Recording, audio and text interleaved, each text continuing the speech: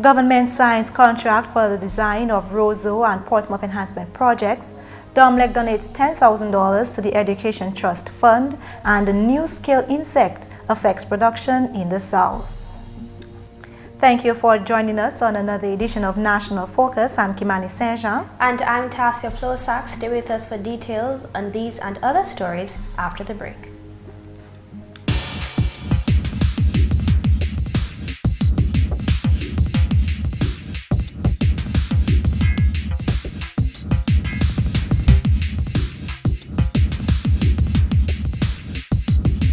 You're watching GIS.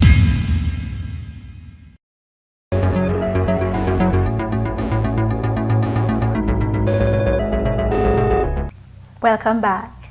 A new species of scale insects is causing extensive damage in the south of the island, specifically in a small hamlet called Balisier in La Plaine.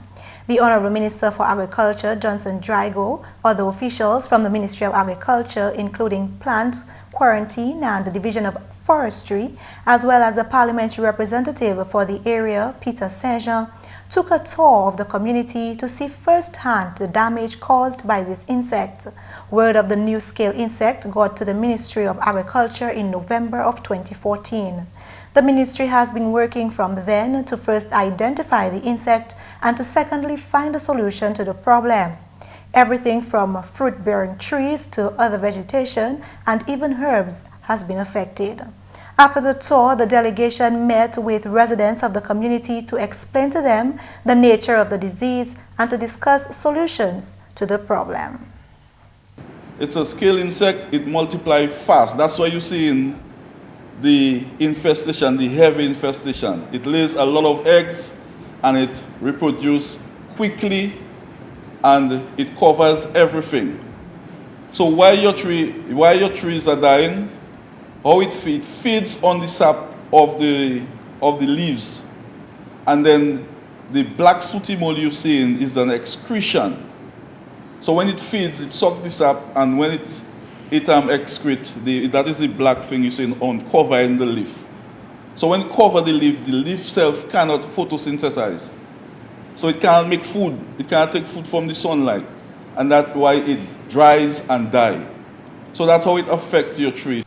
The Honorable Parliamentary Representative for the La Plaine constituency, Peter Saint-Jean, told residents that the situation could affect the economic development of the community and even the country if it is not contained. He called on residents to work together with the ministry to address the problem. I have seen between March and May of this year the kind of impact that the scale insect has had on production in the Balisier area. I am in the middle of the infested zone, and I've been monitoring it on a daily basis for the past 3 months because I felt I had a responsibility to liaise with the authorities to find a solution to the problem. I'm saying that because I think that we have to work together. We have to cooperate with the authorities to do whatever it takes, first to protect the future of La Plaine, and secondly to ensure that this thing that is a problem for us does not become a national problem and, Mr. Director, threatens our food security and that of our economy. The Honorable Parliamentary Representative of the Monjon constituency, Ivor Stevenson, was also present at that meeting to offer his support, and being nearby, he shared his concern of the scale insect spreading to his communities. No matter how much biological control measures that are put in place, and you do not give the necessary support as an integrated approach towards pest management, especially for that specific disease, trust me, we're not going to get anywhere. And I'm only saying that to give support to all the remarks that have been made here with respect to your practices as residents in terms of your movements, your travel. You're taking plants from one field that is infested to another. And even as my Honorable Peter said, in terms of just driving through the area which is infested and moving into other areas that are not infested, that is how the pest is going to spread. The Honorable Minister for Agriculture recognized the hard work of farmers of La Plaine and expressed his confidence in the ministry to find a solution to the problem. He says the ministry has eradicated similar diseases in the past. We feel within the ministry that we will get hold of this scaling insect in the same manner we've done with others like the pink mealybug and so on when they infested our country. So we are beginning to appeal to you, the La Plaine residents, to work with us. Let us keep it contained. Let's not spread plants right now from that area where it is to anywhere else in La Plaine until we get a total hold of this scaling disease. Head of Plant Protection and Quarantine Unit, Ryan Anselm, asked villagers not to panic. He says the ministry, through its work, has in the past been able to get rid of the pink hibiscus mealybug and the citrus black fly, among others. These are other species of scale insects which caused extensive damage to citrus and other food crops. Anselm explained that from December 2014, extensive research has been conducted in seeking a solution. We did some spray trials with bay leaf oil, with Spraytech oil, with olive oil, and we also use all the cinnamon oil that is available. Okay? In the lab, the results that we get in the bay leaf oil is the most effective one. However, he says bay leaf oil burns the leaves of the plants. Chemicals were also used as treatment, but research also showed that chemicals do not work. Reason why? The scale insect, it is called a scale insect. It has a white substance, a white waxy substance covering it, protecting it. All right? So when you spray it, that substance will protect the insect inside. The answer, biological control, beetles. We have multiplied approximately 4 beetles in our lab. And these beetles, we're getting assistance from FAO, the Food and Agriculture Organization, to multiply them. And once we multiply them, Honorable Tasia said we need 400,000. The PSA, we need 1 million. Okay? But I want to give you the assurance that I told the PS that around this time next year, we won't be talking about the scale.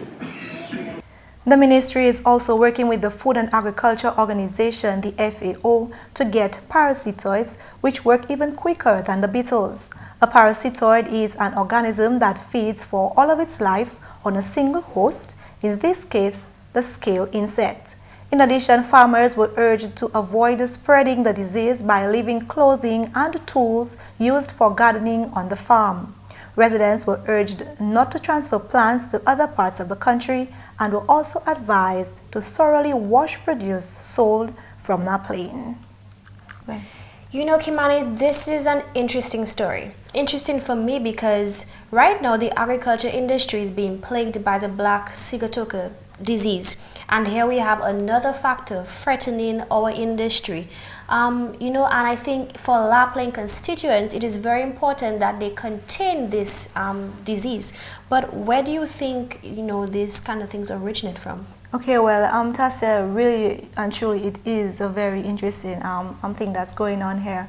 Ryan Anselm, head of the Plant and Quarantine Unit, he spoke to residents about the origin of diseases such as these, and one of the things that he spoke about was climate change. Okay. You know, even with climate change, with the difference in weather patterns, you know, stuff like that can happen, and insects like that can breed in changing weather conditions. But he's not saying that this is exactly what is happening here. This is just a possibility.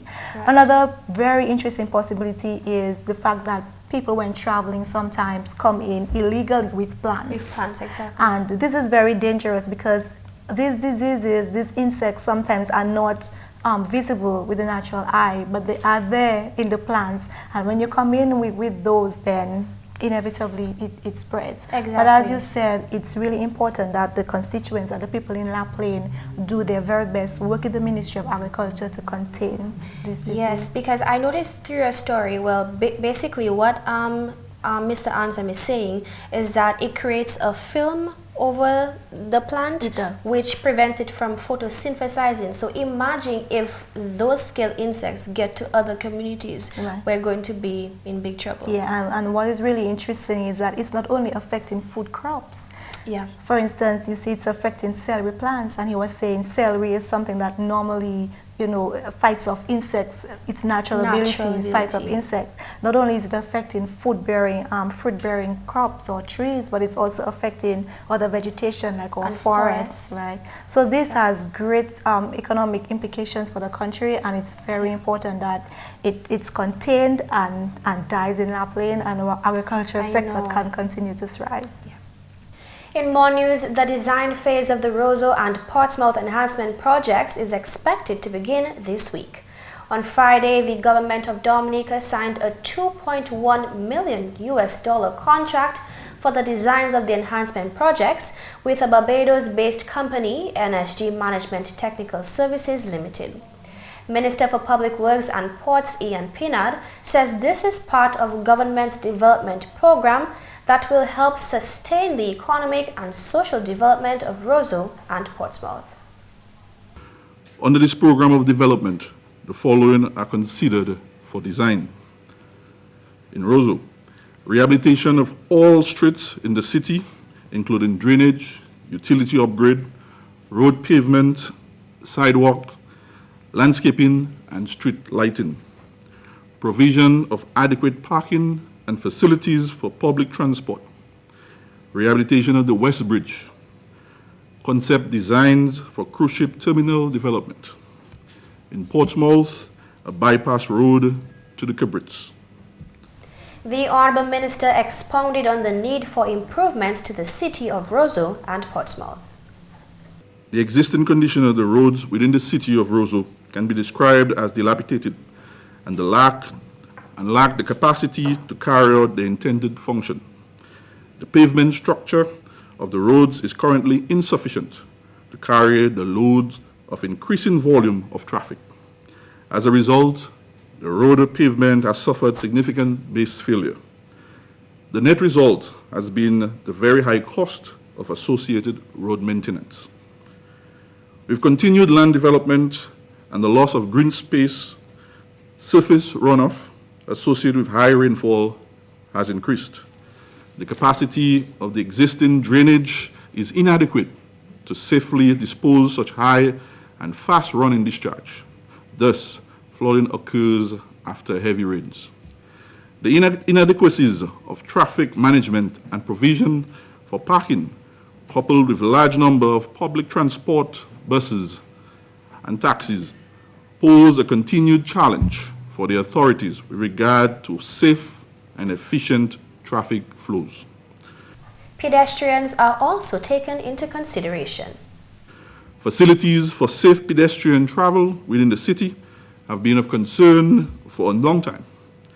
The existing condition of sidewalks has increased the risk of personal injury to pedestrians. The contract was signed by Permanent Secretary in the Ministry of Public Works and Ports, Kendall Johnson, and by Lisa Carrillo on behalf of NSG Management Technical Services Limited.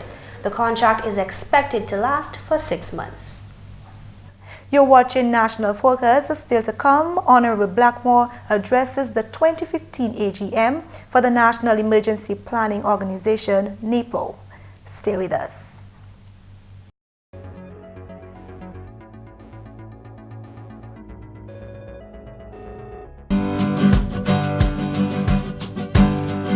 Did you know the Caribbean Court of Justice is 2 courts in 1?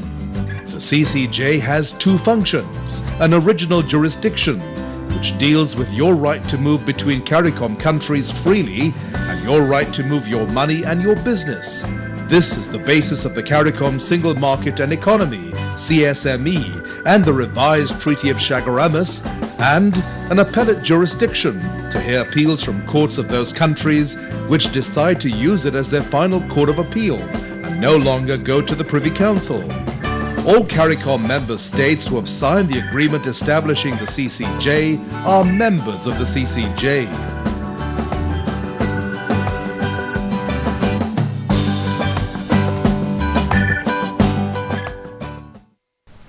The Honourable Minister for National Security, Rayburn Blackmore, says there is need to strengthen the effectiveness of national subcommittees within the National Emergency Planning Organization, NEPO. NEPO is the National Coordinating Authority for Emergencies and Disasters in Dominica. The Honourable Minister was addressing the organization's 2015 Annual General Meeting on Monday, June 8th. I have not seen any significant change. That we have a number of subcommittees. I'm not sure how effective those subcommittees are insofar as meeting the objectives set forth in the mandates. And going forward, therefore, I think we have to be more creative in the manner in which we do things insofar as holding people responsible to ensure that they perform their respective tasks. Honourable Blackmore believes that there is a possible solution to overcome this challenge. One of the things I have been discussing with the Permanent Secretary is to find out as to whether it makes sense to provide a special head which should be under the care and supervision of Mr. Corrett and his staff in order to ensure that the various committees can have the resources in order to do the task. It's one thing to have names on subcommittees on paper, but it's the other thing to make sure that they are functional. We have to ensure that we not only meet to talk, but to ensure that we put in place the mitigating factors that we need to make our lives safer. According to Honourable Blackmore, the nation's topography and geographical location makes it vulnerable to natural disasters. He says as a result, ensuring that shelters are in good condition remains a priority for his ministry.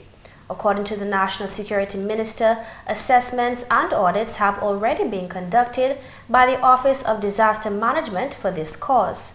On the agenda for that meeting was a review of the events and activities that affected the island over the last year. Senior Met Officer Fitzroy Pascal gave a brief presentation on the 2014 hurricane season and the forecast for 2015.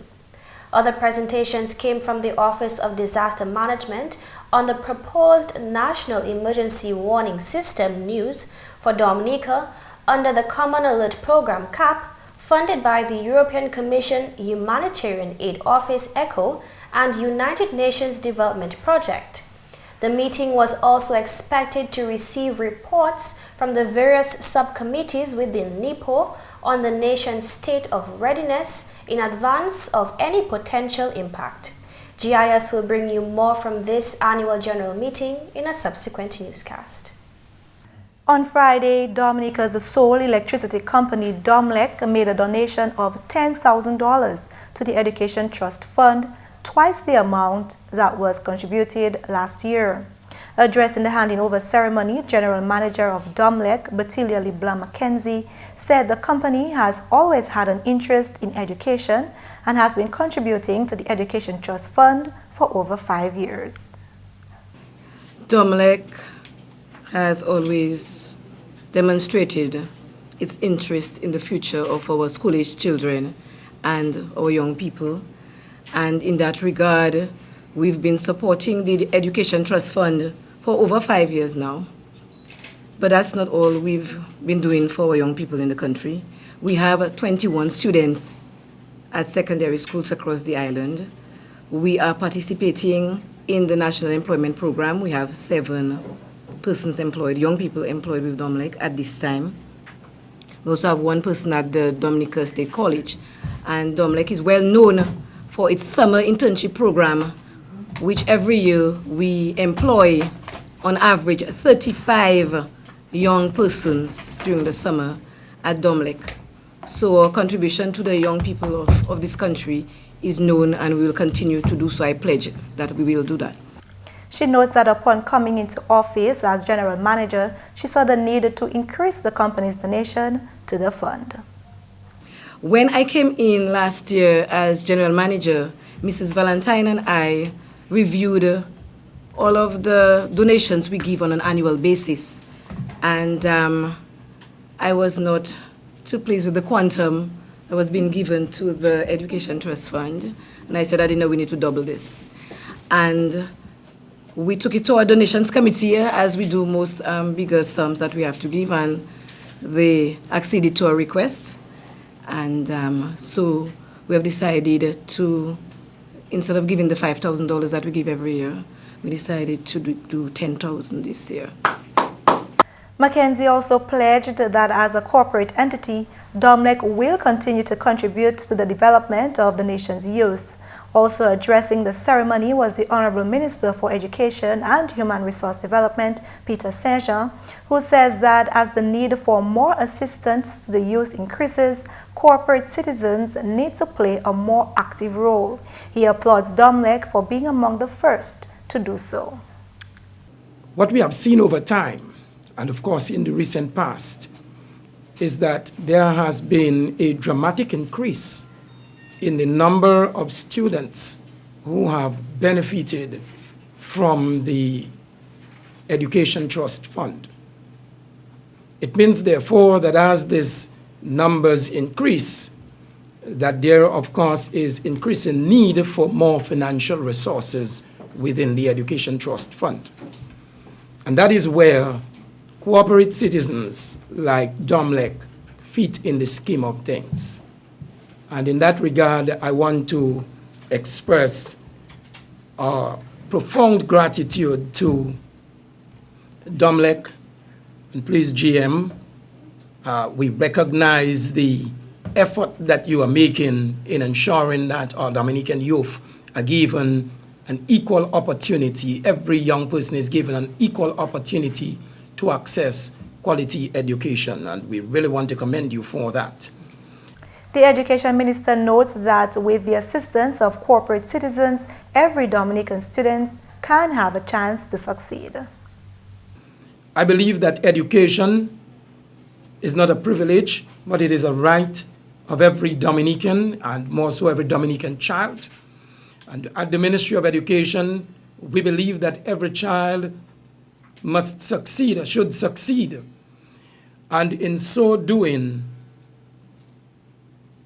the corporate citizens like Domlec and many others who assist us on a regular basis ensure that we afford the young people of Dominica this opportunity to succeed. So again, let me thank not only Domlec, but all of the corporate citizens who over the years have assisted us in ensuring that we are able to raise the requisite funding to ensure that our young people receive a proper education, quality education. Chairman of the Education Trust Fund, Willie Favre, commended Domlec for the initiative and continued support to the island's youth. Domlec has been one of our major corporate supporters over the years. And Mr. Minister, we really have to thank Domlec for their support of the Education Trust Fund.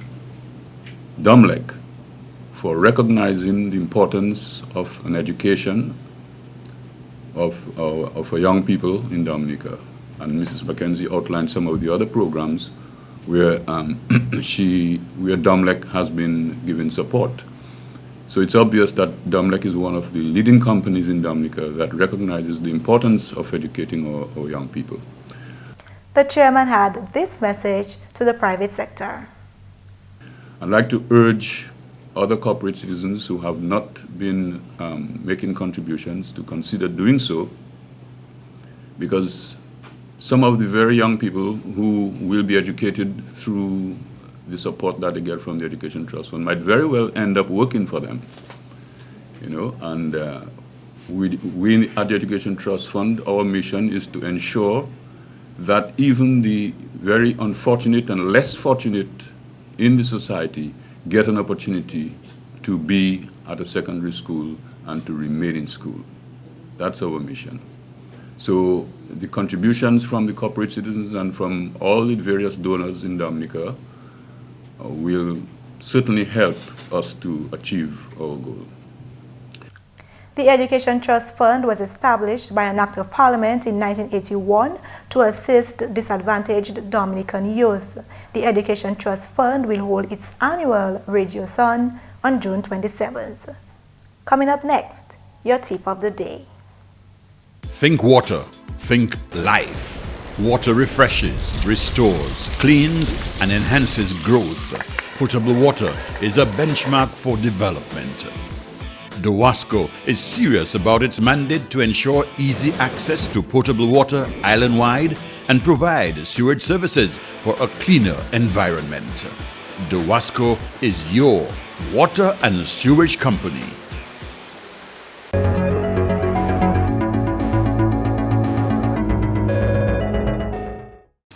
Allô tout le monde, bienvenue à cette nouvelle en créole. Non, moi c'est McPherson Saint-Louis. Premièrement, le gouvernement Dominique signé contrat pour design projet de transformation ville Ozo et puis Guantans. Contrat là c'est vendredi qui passé entre gouvernement et puis compagnie NSG. Honorable Ian Pinard, c'est ministre Public Works. Ça nous donne c'est un design contract pour Ozo et puis Portsmouth. Ozo c'est un city qui depuis construction city Ozo longtemps il pas qu'on pièce changer. So nous sign un design contract pour design toutes les chimères pour faire drains, utility, sidewalk. So tout baril qui en dedans Ozo nous allons redesign et puis West Bridge là.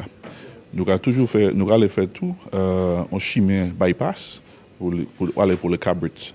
Parce que depuis nous mettons un hôtel, Moroccan Hotel là, nous réalisons nous devons changer alignment pour aller en Cabrit. Et puis ça en dedans tout.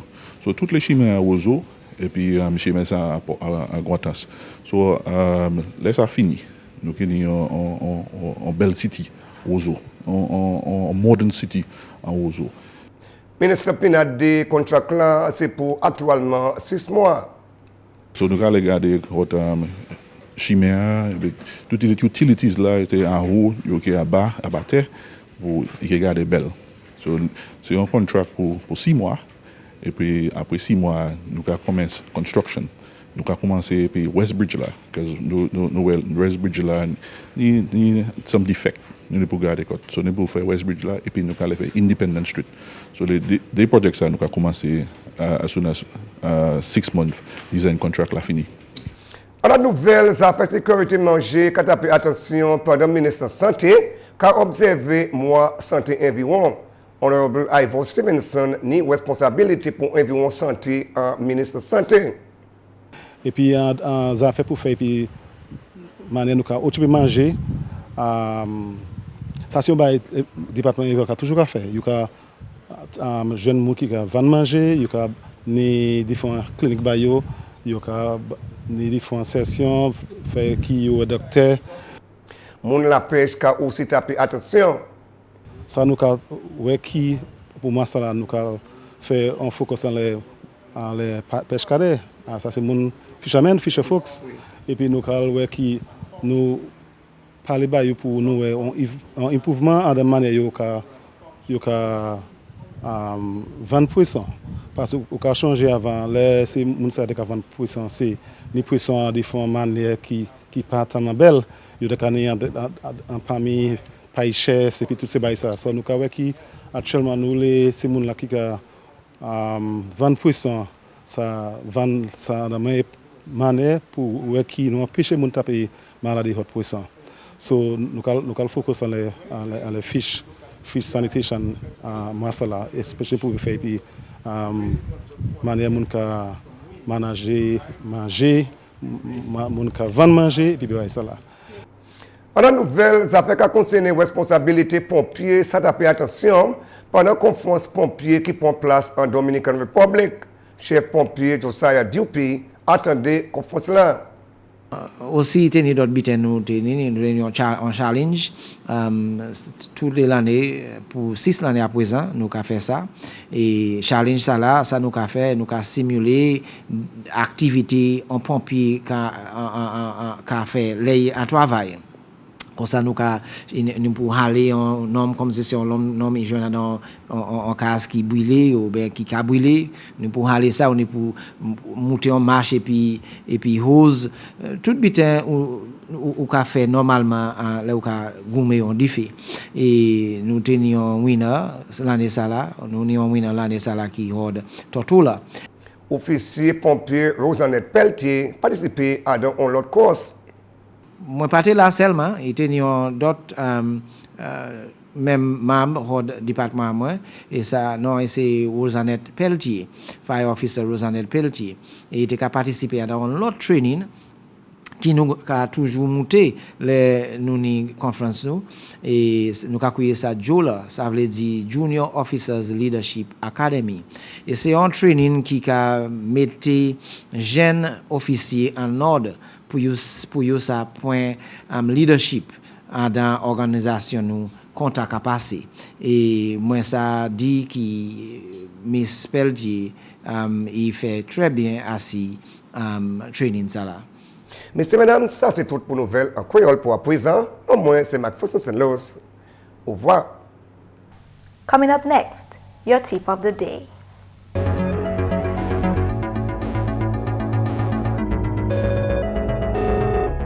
Relaxation can help to relieve symptoms of stress. One way to be relaxed is to practice deep breathing at a regular time and in a quiet place where you won't be disturbed. Here's how.